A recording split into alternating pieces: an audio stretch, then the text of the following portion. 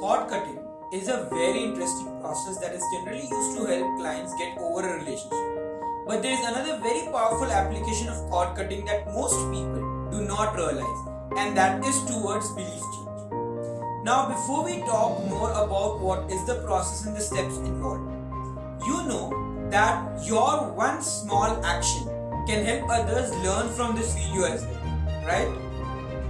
Let's talk about how to help clients change beliefs with cord cutting now. The first step is to help clients identify the current limiting belief using any of the techniques mentioned in the How to Identify Limiting Beliefs video. The second step is to guide the client in a hypnotic state.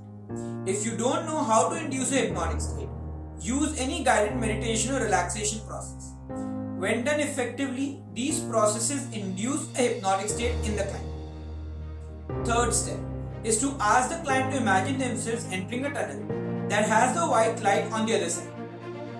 Once the client reaches the center of the tunnel, ask the client to look down and notice a translucent cord starting from his or her body going into the white light on the other side of the tunnel. The fourth step is to suggest to the client that on the other side, the cord is connected to his or her current limiting belief.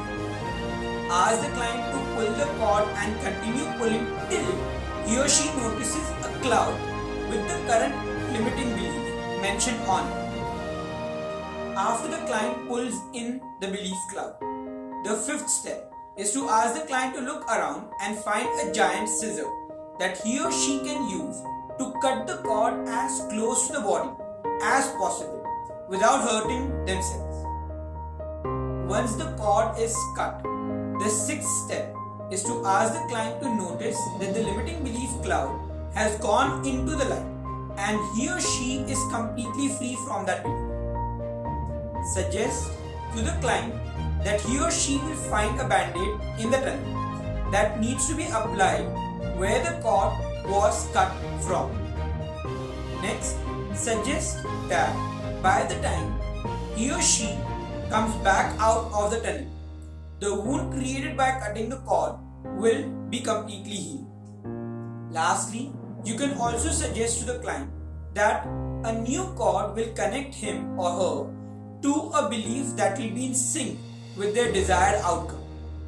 Once the client notices the new cord connecting him or her to the new belief, ask the client to turn around and walk back out of the tunnel. Once the client is out of the tunnel and the wound is completely healed, ask the client to remove the band-aid and then wake them up.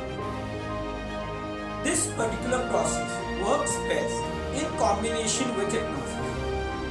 I would highly recommend incorporating hypnosis as a part of your therapeutic plan.